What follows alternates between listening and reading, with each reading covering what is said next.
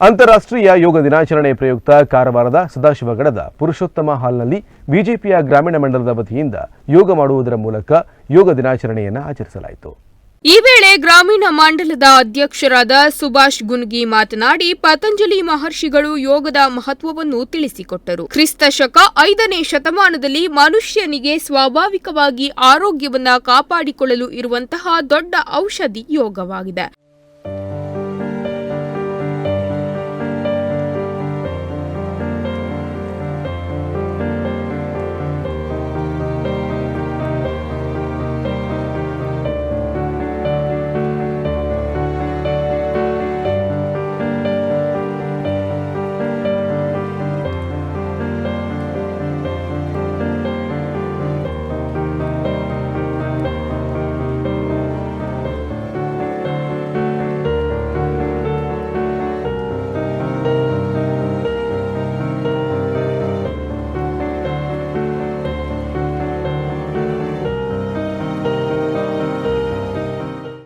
ಹಿಂದಿನ ಕಾಲದಲ್ಲಿ ಯೋಗ ಮತ್ತು ಧ್ಯಾನವನ್ನು ಮಾಡಿಕೊಂಡು ಆಸ್ಪತ್ರೆಗೆ ಹೋಗದೆ 100 ವರ್ಷಗಳ ಕಾಲ ಆರೋಗ್ಯವಂತರಾಗಿ ಜೀವನ ನಡೆಸುತ್ತಿದ್ದರು.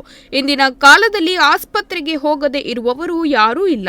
ಆದ್ದರಿಂದ ಯೋಗವನ್ನು ಕೇವಲ ಒಂದು ದಿನಕ್ಕೆ ಮಾತ್ರ ಸೀಮಿತಗೊಳಿಸದೆ ಪ್ರತಿನಿತ್ಯ ಮಾಡುವುದರ ಮೂಲಕ ಆರೋಗ್ಯದ ಸ್ವಾಸ್ಥ್ಯವನ್ನು ಕಾಪಾಡಿಕೊಳ್ಳುವಂತೆ ಕರೆ ನೀಡಿದರು.